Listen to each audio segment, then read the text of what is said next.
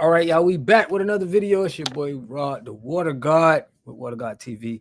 And my last video, y'all, I did a video on the Maui the fire where a lot of houses got burnt down. A lot of people are still missing, over 800 people. And I feel like it's fishy. I feel like definitely it was some foul play involved to get people's property, in my opinion, okay? I mean, I got some evidence that I'm going to show y'all, the evidence that I received, that I feel like it definitely makes me feel like this was a plan and a plot. All right. So, first, this is a guy who was just boots on the ground in the situation. He was around there trying to figure out how to get out.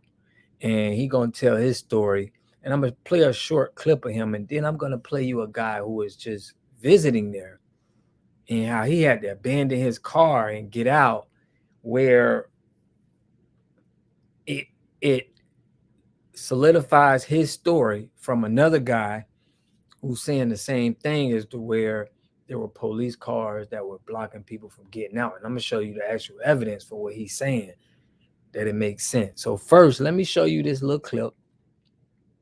Okay, let me show you this little clip, and then I'm gonna break everything down for you so you can see that this was a hit, man. Somebody put a hit out on him. So I Check went it out. around back to Front Street, and there was all the cars were lined up, but none of them were moving. And I walked all the way from Safeway to the Chart House. Not one car had moved. And I was wondering what was stopping the traffic. And I got to the end, and I looked up. There were no obstructions. There was no reason to keep those cars. And I said, "What are you doing?" He goes, "Well, I'm under orders to keep them here." And I said, "The fire is right around Safeway. It's going to hit Front Street. You know, these people got to get out of here." And he said, "I'm following orders." No way. And so I just kept walking. Well, maybe he knows something I don't, you know. So, and I keep walking down the highway, and I look behind. No cars are coming out. Still no cars coming out. And I started hearing boom, boom, boom. So I went around back. So that's just a quick one that he showed, that he talked about, guys, where he said the police officer was stopping them from trying to leave. It looked like, it's like, why would they do that? Like, how? And he asked him, and the guy was like, "Hey, I'm just following orders, So now I want to show you guys a video where he's explaining it, and I'm gonna show y'all the evidence on how I feel that it backs up his claims for what he's saying. So without further ado, Nobody said. oh, and this guy who brought us this video interview was Hawaii Real Estate. We got to give him credit. Hawaii Real Estate. And the other guy that I'm showing you guys is Jonathan Trezor. Okay, these are the guys that's giving us this quality content so we can break this down and know what's going on. So I got to shout them out. Anything. I said, well, I couldn't go down the highway because the poles were down. So I went around Safeway, back where the luau was at, and I saw all the cars were there, and none of them were moving. And I started walking north towards the Chart House, which took probably about 10 minutes. And there were a few people walking in front of me, and the people in the cars were asking, "Would you like a ride?" And they went into the cars. Then someone asked me, I went, "No, there's a fire back there. You should be getting out of here." And they're like, And I figured something must have been obstructing the traffic up ahead, another pole down or something like that. But when I got to the Chart House, all that was there was a police car parked on the side and one policeman in front of the traffic, and he wouldn't allow them to leave. All right. And I was, So we've since found a video that you can search up called Herzog, Herzog, and it details in very living. It's a very daunting, haunting type of video. But you can watch him trying to leave Lahaina. He was coming from Kihei and he was going to Kihei and was routed. Now I'm gonna take y'all to that video real quick. All right, I'm gonna show you guys what he's talking about, and I'm gonna break it down. I'm not gonna let you have to. You can watch the whole video if you can, but I'm gonna show you the most important parts from Herzog. All right. Um, Now here at 658, you're gonna see the policeman out there. Watch this. Way in the area there. So, do you see that police car right there? All right. So, this is the claim where the guy is saying that there were police cars and they were blocking traffic where people can't really get out. So, nobody could get out of Maui. They couldn't get out of there from car. They had to get out from foot.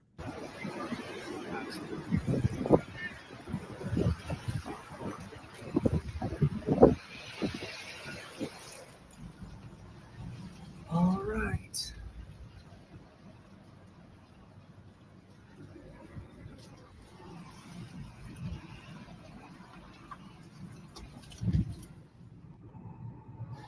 Okay.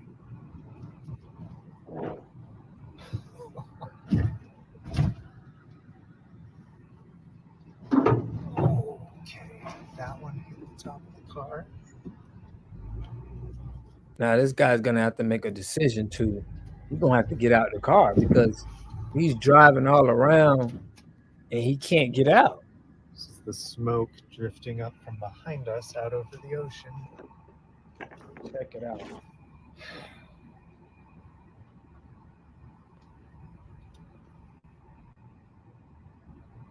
Pretty crazy.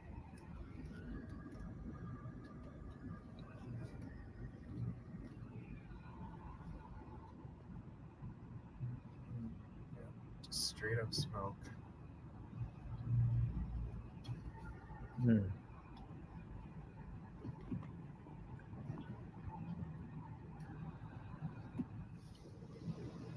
These lines are concerning.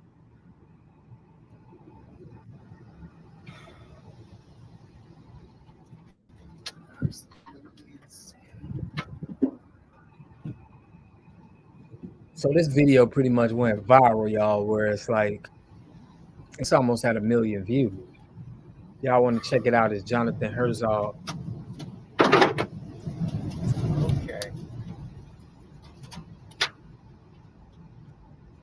But pretty much he backs up all the claims that Fish said in his video.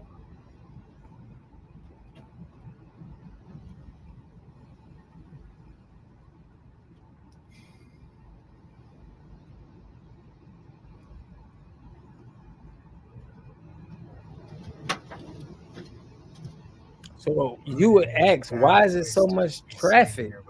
Why is everybody just sitting? They know it's fires going on and smoke. There's no way it'll be traffic to where it's at a standstill. People will be getting up out of there. Especially if it's a lot of people missing.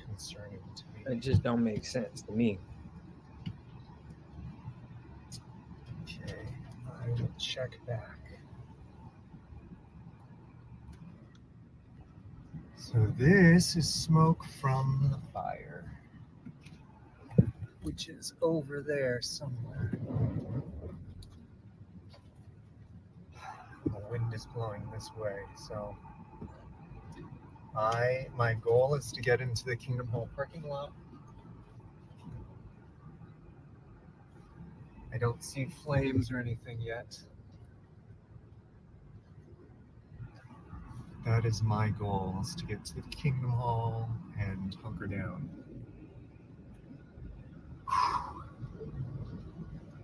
Not gonna lie, I don't think I've ever been this concerned about my own personal safety. You gotta give him credit for recording this too, because sometimes they're putting out a lot of articles talking about, oh, it's not a, you know, if you go look right now, they is really trying to debunk a lot of conspiracies that people are saying, but it's coming out now. It's coming out. Why are the police trying to block people from leaving? Ditch the car. Okay. Hopefully we'll talk soon. It's getting real now. Now you got to make a life You got to make a life or death decision. Like, am I gonna sit in this traffic in a fire, or am I gonna get out the car and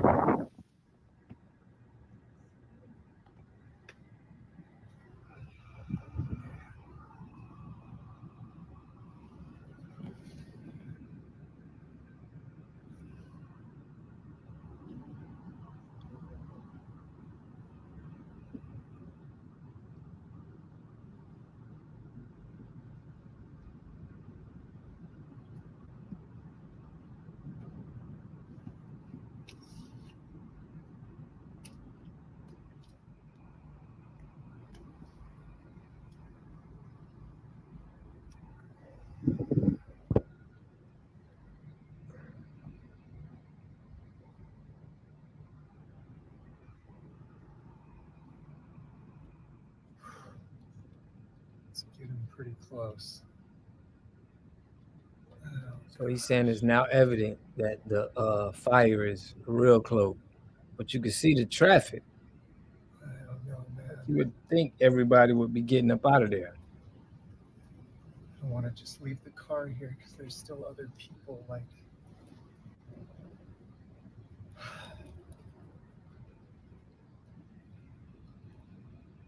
this is getting very concerning now.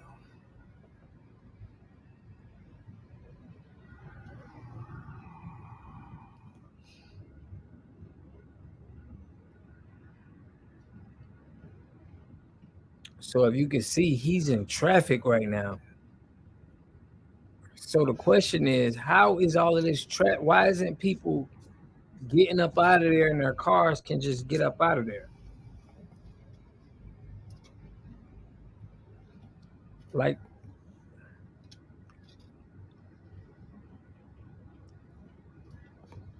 so, I mean, y'all can watch the whole video in its entirety, but eventually what he ends up doing is, look at all this traffic. Eventually what he ends up doing is getting out the car, going to somewhere safe by the water. And I'm gonna show more of what Fish had to say. Routed into Lahaina. He eventually abandons his car and is able to escape on foot, which he does about the same time, possibly as Fish was there. But he walks out on the north end of Front Street next to the chart house. And I provided screenshots on my channel in the community tab where you can see exactly where the police cars were positioned, as Fish just mentioned. And we're getting many different stories corroborating exactly what he said happened. And at that time, in that area, you can still see all the telephone poles, at least that you can see in those videos, are still standing up. And all the traffic was getting routed basically through the stoplight, essentially. And there wasn't like a bunch of cars going on both lanes, escaping really quick, because it looks like they had the southbound lane blocked, essentially. Yes. And there was no, they couldn't go down the southbound lane to escape. Yes, they had all the traffic southbound about 1,000 feet away, and I saw all the police there. And when I got there, uh, I was wondering why they were all stopped, and I was wondering, is he going to allow me to walk through? Mm-hmm. But I looked ahead and I saw one person on a bicycle and one person walking ahead, and I saw that they weren't being stopped. And I looked over at the policeman and I said, what are you doing? He says, I'm just following orders. I said, uh, there's a fire back Crazy. there. And You're blocking all of these people in here, and this guy is telling you like what's going on. he goes, well, I'm just following orders. And I'm wondering what is going on. And so I just decided, well, I'm going to walk right by him. This is crazy. Mm-hmm. He's got to be letting these people out, because it's going to be obvious in a minute or two that there's a fire. But from where he was at, you couldn't see down the highway around the corner of what was happening. And but it's pretty obvious. There's billowing smoke and black. And well, you see the way that it curves, you couldn't see around Coahoma Kai, Right, where right. it was at when I walked out of Safeway. So you had information that he didn't have because of what you just saw coming down Mhm. Front Street that maybe he couldn't see where he was at, Right, essentially. exactly. Okay, I got you. So I decided that, well, I'm just going to walk on, and I did. And it takes about 15 minutes to walk from Chart House to Waikuli Beach. And during the 15 minutes I was walking, I kept turning around to see if any cars were coming out. None came out. And I was totally confused, but the wind's blowing, and you can hardly even stand up, and all the traffic was backed up there. Hmm. But all in that 15 minutes from the time I got to Waikuli Beach, I couldn't see around the corner there anymore. Not one car came out. Wow. And then, as I said, I'm fighting the wind, and then all of a sudden I heard boom, boom, and I figured I've heard telephone poles where I'm at fall down and make that sound. So, okay, so the more telephone poles are falling Yeah. down. And then I thought I heard screaming, but I really couldn't discern because of the wind. Your mind starts, Hmm. you get these going through the no, this can't be. This can't be. And so I made my way back to my tent and hunkered down for the night. It got shredded, and I woke up just totally filthy. I had no idea what had happened. And Wow. so I went across to the park and I saw two people walking, and I asked them, do you know if Safeway's open? They said, yeah. I said, okay. And so I started walking towards Safeway. And then I realized when I got to Lealii, which is where the tennis court and the Civic Center is, Yep. the fire had gotten that far, about a 5-minute walk from where I'm camped at. And wow, I had no idea I got this far. And as I'm walking down Front Street, across the street, and on the other side, everything's burned out. Uh, I'm in shock, Wow. just total shock. So And did you notice any emergency vehicles or personnel or people or anything? What did you observe when you were walking down Front Street the morning after the fire? well, when I got to Front Street, where the chart house was, they had it blocked off, and someone went through there, and then one of the somebody in a uniform came over to tell the people that were standing there, "Don't let anyone down that way." And when I looked, I saw all these burned out cars, and I immediately felt like, I, why didn't I do something, more, Hmm. because I knew, but I was in shock. And so I'm walking down the highway and breathing in all this stuff. I'm coughing, and my eyes are this, and I'm looking. I'm just totally in shock. And they didn't let them, and all this stuff's going through my mind. But anyway, I get to Safeway, and it was closed. And so uh, so I walked back, and all the roads were blocked, and I just could not believe the destruction that had happened there. And but I and the internet was not working for a few days, and Hmm. I just didn't talk to anybody about it. It's just I had no idea, and also I felt guilty. I Hmm. felt I was a watchman in the tower, and there was the fire, and I didn't warn the people, and blood's on my hands. No, I mean, that's not the case, Fish. But You were given an exit, and you followed your instinct, well, the only people survived were the ones that went through the barricade. and right. And I just and So do you have any theories? Do you have any thoughts on why? I mean, I know you're saying it's not the police officer's fault and whoever's in charge, but do you have any? I know it's been a couple of weeks now. You've had a lot of time to think and talk and ask people, and people have called you, and you're just to me, you're like a sage wise man. That's how I've always looked at you. You're somebody that knows things that other people don't know because of your background, your history, your education, the things that you've done in your life, and you've been here and you listen, and I know you're a man of God. I think you've got a faith and you know the Bible. What do you think? Are you a Christian What who's do you been think? speaking, writing, and We're mentoring gonna get others for into what you free think. or for it was a choreographed disaster. The pattern of it is just too obvious. Not only were they blocking where I was at, the other end of town, I found out they had Maui Electric was trying to set the poles up during the wind, and they had the highway blocked off with that. And the lack of communication, the sirens not going off, the water not being used. You could go on and on.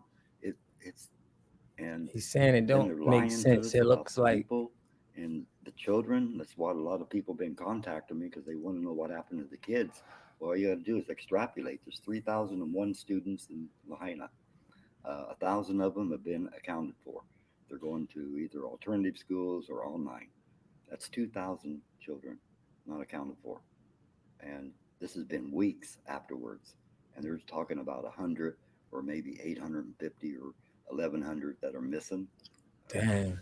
It doesn't add up. Nothing adds up. It's Nothing kind of, adds up. I mean, no pun here, but it seems kind of fishy, don't it, Fish? Very fishy. Very fishy. And also, I went to open a bank account, and I never told anyone which bank or what I'd done. And the next day, I got a text on my phone saying someone's trying to withdraw cash from your account. Mm-hmm. And I went to the link, and it had the online thing for that bank, which I had not installed or anything yet. Mm-hmm. And had I probably would have had all my money taken. So I called the bank and I told them what happened. And they said, "Oh, well, someone tried to fish you." I'm like, "But I haven't told anyone I went to the bank. How could they know it? There's nothing on my phone or anything." So Fish right out of the gate gets a bank account for the first time in 12 years. Yes. And you get fished right out of the gate. As a matter of fact, I think I mentioned this to you earlier, but I have a couple that lost 2 homes in Lahaina, and they contacted the phone number that they were given for the Red Cross, and they followed all the directions, and they're in their late 70s. They're not very tech savvy, and I've got it all recorded. They just don't want me to share it because they're private people, but they're out of their mind crazy right now because they followed all these instructions to get their Red Cross assistance and ended up getting scammed, getting fished as well. So this is a warning to all those people out there that are trying to process claims with FEMA and Red Cross. Be very, very aware that there are scammers out there injecting themselves. I'm not saying it's the Red Cross. I'm just saying be very, very careful. And I think you've already experienced that, right? People Yes. taking advantage of people when they're as down and out as they possibly could be. So if you missed the beginning of this, of course, we're having some difficulty with our live transmissions because we're one of the few Starlinks on Maui, but Fish has had over 300 people reach out to him, try to give him money. He's refused it, but we've told him, "Hey, Fish, man, it's time to set up a Venmo." So we've done that. It's Maui Fish. If you want to give to Fish, please do so freely. And the interesting thing is people have come up to him and tried to give him gift cards and money, and he just says, "I don't need it. Just give it to someone else that does." All right, so that's it, man. I want y'all to let me know what y'all think about this, man. You can watch the whole video in its entirety at Hawaii Real Estate, or you can watch Jonathan Herzog where he go through he's there recording everything, and you can see the evidence of people blocking streets and police officers doing everything. So let me know what y'all think in the comment section, man. I'm gonna be interested to see what y'all think. Do you think this was a plan to get these people land, or do you think it just was a fire that happened, and it just was a disaster? It wasn't nothing in it. Let me know what you think. I'll catch y'all in the next one. Peace.